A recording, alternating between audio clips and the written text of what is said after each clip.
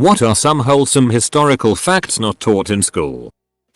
The F1 German Grand Prix in 1976. After Niki Lauda crashed while hitting a barrier and catching a light, rival drivers Arturo Merzario, Guy Edwards, Harold Ertel and Brett Lunger all stopped their cars and ran to Lauda's aid. There are many such instances of this happening during the 50s right through the 80s, of championship drivers forfeiting a win to save a rival's life.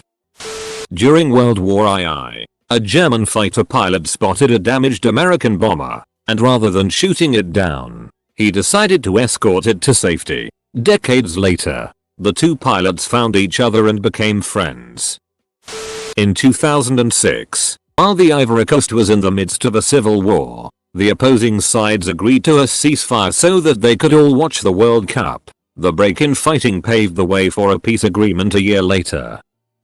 It's taught in Ireland, but IDK about the us. When we had the potato famine, millions of Irish were dying emigrating, and the Choctaw tribe heard of this and despite being extremely poor managed to raise I think around $200. And now we've helped them out and raised $1.5 million to help them with COVID-19. When the pharaoh Mentuhotep II's harem daughter died around 2050 BC, he mourned. She was only 5 years old. Her tomb, touchingly, was inscribed with the pet name Mite. This is translated to kitten. Abraham Lincoln grew his famous beard because a little girl said he would look better with one. The candy bomber. After World War II ended and Berlin was divided, the UK and US dropped food into West Berlin by plane. One pilot, Gail Halverson, started to donate his candy rations to the children, and soon other pilots started doing the same. To let the children know that it was his plane, the one with the candy, they would wiggle the plane's wings before the drop. Word spread and more children would come, and it started a new PR campaign and started to change the mindset that Americans had of giving food aid to Europe. I always thought the story was really sweet. Polish army had a goddamn bear fighting on their side in World War II. Pugs were bred by the Chinese to sit on the laps of emperors. They were, quite literally, designed to be lazy. There was a huge fight about African Americans using the public pool in Mr. Rogers' actual neighborhood, so he made an episode on his show where he and an African American guest were sharing a kiddie pool and talking about being nice to people even if they look or sound different. He taught a whole generation that racism isn't fair or right. Ringo Starr once decided the Beatles didn't need him and decided to take a holiday with the intention of never coming back. When John, Paul and George found out, they went all the way to where he was staying just to convince him to come back. In the early late 1800s and early 1900s there were a few Supreme Court cases about the color of margarine. The dairy industry couldn't compete as well with margarine dye the color of butter, so some states tried to pass laws saying margarine had to be pink, which the Supreme Court declared unconstitutional. However, they also decided that yellow margarine was defrauding the public, so for a while margarine was sold white with a packet of yellow dye that you could mix in at home. TLDR, they could believe it was not butter. Pirate ships were actually pretty great, relatively speaking. They were very democratic and pirate crews were pretty well cared for. Also they took sexual assault against women very seriously, that is, they killed you for it. During the Revolutionary War a British general left his dog behind during a chaotic retreat. When the Continental Army found the lost dog, George Washington had a messenger go under a truce flag to return the dog to its owner. After Commodore Perry forced the opening of Japan to foreign trade, Japan signed many unequal treaties with Western nations. 1888, Mexico signed another treaty with Japan, but Mexico viewed Japan as an equal. The 1888 Mexican-Japanese Treaty was the first time a Western nation treated Japan as an equal. In the late 1930s, fascism was advancing through the world and no one dared to oppose it, except for Mexico. Mexico was the only country that openly protested against the Japanese invasive of Manchuria, the Italian invasion of Ethiopia, Italian and German involvement in the Spanish Civil War, along with the USSR, and finally, the German annexation of Austria. My Balkanic friends have told me that the bitter combats of the wars after the breakup of Yugoslavia used to stop because both sides liked watching Mexican soap operas. On Christmas Day 1914, both of the sides of World War I celebrated Christmas together with songs and games. This type of celebrations happened over the whole front in Belgium and France. The soldiers talked to each other like they weren't in war together. Many soldiers wrote in their diary that they didn't expected the enemy to be so kind and friendly and that they wanted to meet with them when the war was over. But a few days later, the leaders of the armies found out about the celebrations and forbid any future meetings between the two sides. There were a few attempts to reconnect during Easter and Christmas, but the soldiers who attempted were punished or killed.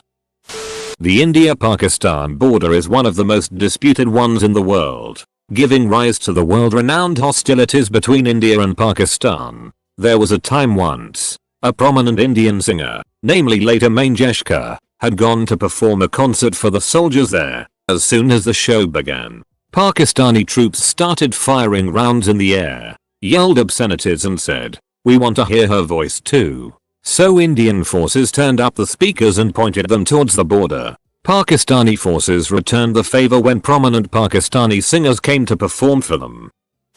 Not a single one of my history teachers told us about the Christmas truce in the First World War.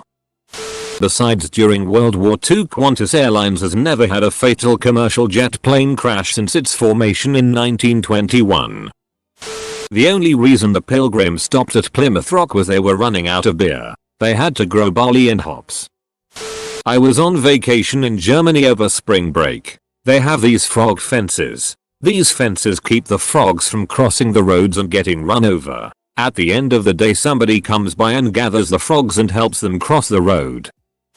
When boys were shipwrecked on a deserted island, they actually did a great job of solving interpersonal conflict, creating a situation that is essentially the opposite of Lord of the Flies. Left square bracket. Homework was originally a punishment for bad students and now it is a regular thing. Pennsylvania was founded by Quakers who believed that the light of God shined in everyone regardless of ethnicity or religion. They were known for treating the indigenous people relatively well and welcomed the first synagogue in North America in Philadelphia.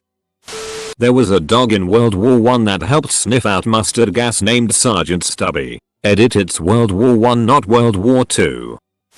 Until the invention of submarine warfare, it was widely considered an abominable war crime to sink a ship and not try to save its crew. Sinking civilian shipping was completely off limits if preparations were not made to rescue the entire civilian crew and transport them to safety at a port somewhere. It is still technically considered part of customary international law, but it wasn't enforced in World War I or World War II because both sides committed this war crime. Tu quoque, Latin meaning you too, was a valid legal defense in war crimes trials. No Germans could be convicted of a war crime if they could show that the Allies had committed the same crime. An attempt was made to charge a German admiral for having a submarine attack merchant shipping and not save the drowning crew, but he was not convicted because British and American naval forces had done the same thing. Tutankhamun's most prized possession was his meteoritic iron dagger. Museum visitors are impressed by the gold. Napoleon was not actually small, he was 5'7" average height back then. The reasons rumors spread about him being small was propaganda coming from the opposing army to rally troops and tease the French. This propaganda was led by the opposing general who was in fact 4'11". Ironic, isn't it? The time the Liechtenstein army went to war with, allegedly, 80 men and returned with 81, when an Italian soldier who defected over to Liechtenstein. Benjamin Franklin loved butterballs. Constantinople wouldn't have fallen to the Ottomans if one guy didn't forget to close a door that led into the city. Napoleon was once nearly killed by being trampled by hundreds of rabbits. Wojtek was a bear that served in the Polish 2nd Artillery Unit.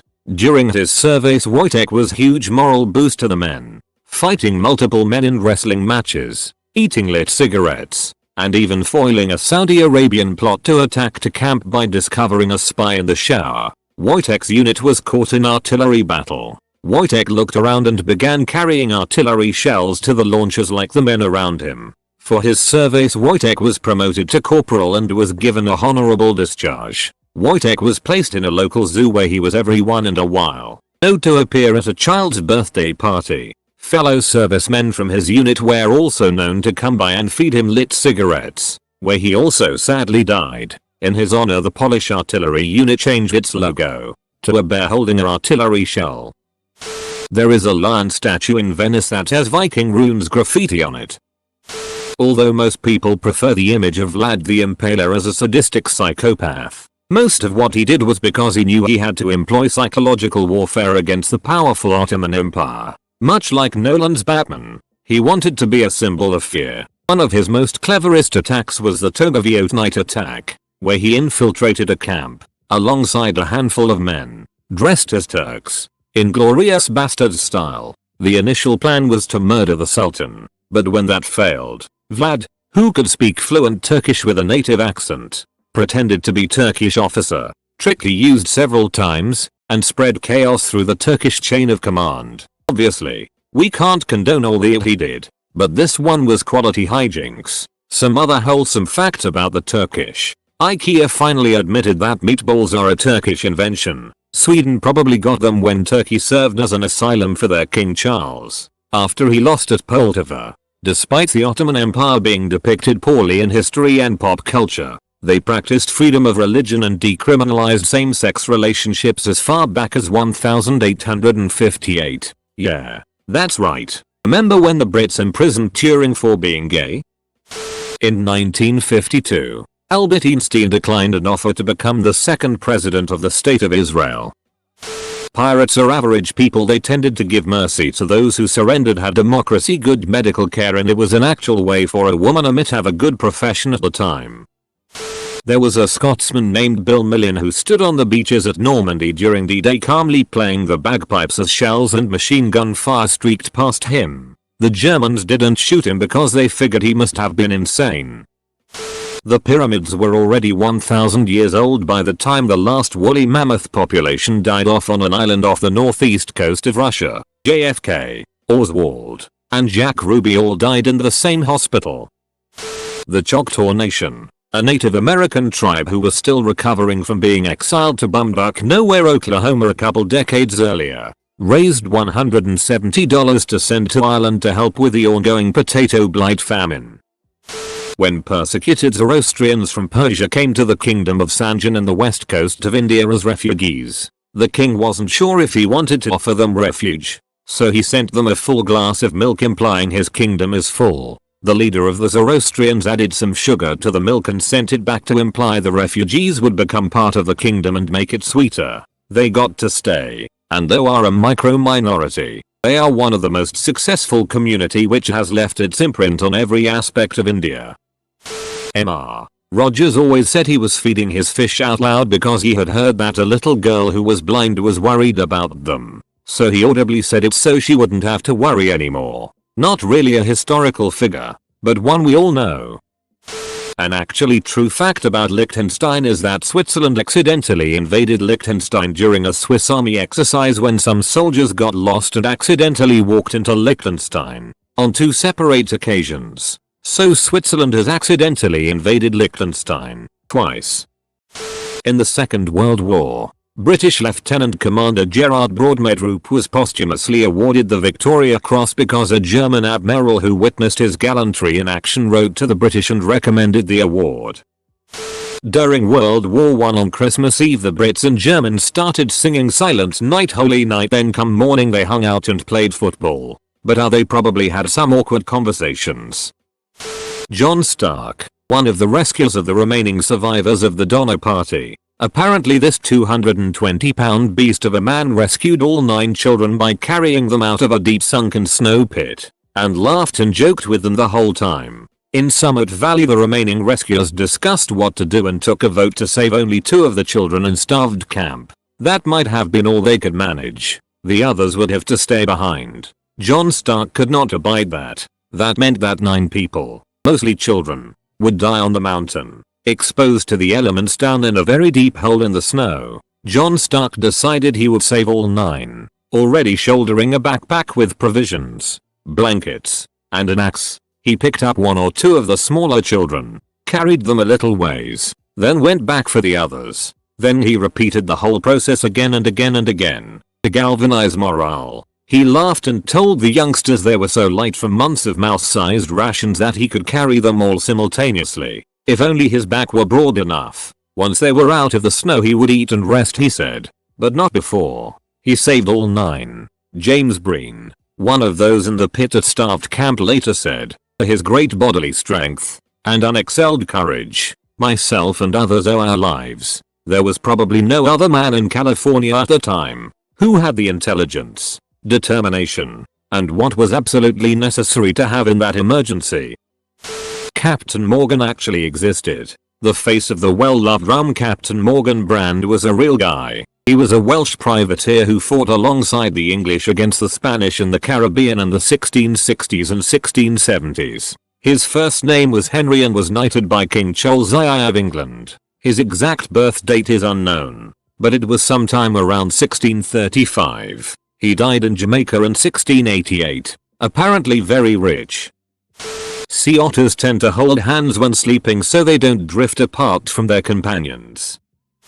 Jesus, Mary Magdalene, Paul, Peter, the disciples and the rest of the earliest Christian community were basically all a bunch of communist hippies. They lived in collectives with no private possessions, spending their time aiding the poor, the sick and the needy while preaching about peace, love and forgiveness, and telling rich people that they were damned. They were basically as far from the right-wing evangelicals and Mormons of today that you can get. Source: the actual death of Ratcliffe, you know, the oddly proportioned villain from Pocahontas? From the Encyclopedia Virginia, author and colonists, led by Captain John Ratcliffe, walked into an ambush. About 33 men, or 2/3 of their number, were killed. The Indians captured Ratcliffe, and their women skinned him alive using mussel shells. Encyclopedia Virginia. Clark Gable nearly quit Gone with the Wind early in production when he found out that the set was segregated. He told the director that either they'd take down the white and colored signs, or they'd have no Red Butler. He also wanted to boycott the Atlanta premiere when he found out that his black co-stars could not attend. He only went after Hattie McDaniel, who went on to be the first black Oscar winner for her role in the film, urged him to go. He remained close friends with her for the rest of his life. Horton Hears, who was written for a Japanese friend of Dr. Seuss immediately following World War II. He wrote it as an allegory about the importance of forgiveness and humanity in a time where much of the world was still bitter at Japan for their role on the war. Horton represents the United States who speaks up for Hoville, the Japanese, to remind them that a person is a person no matter how small. Look up the Laconia incident. TD. Dr. German sub sinks British troop ship and attempts to rescue the thousands of survivors. Reasonably common in the beginning of WW11. Drapes Red Cross flags over its guns, tows life rafts and has its decks covered with women and children. Captain radios for help in the clear. Unwholesome bit. American plane finds them and receives orders to sink them anyway. Bombs the hell out of them.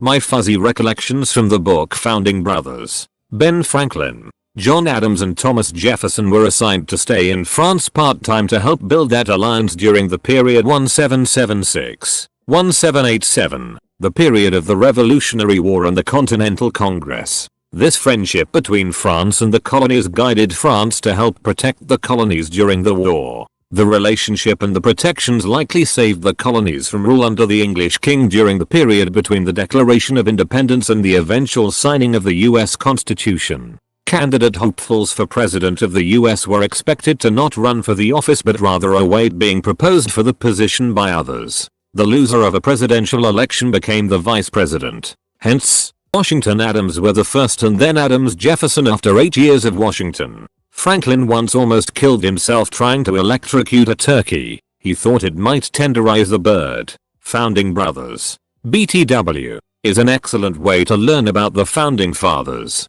their personalities and interactions, and yes, dirty politics.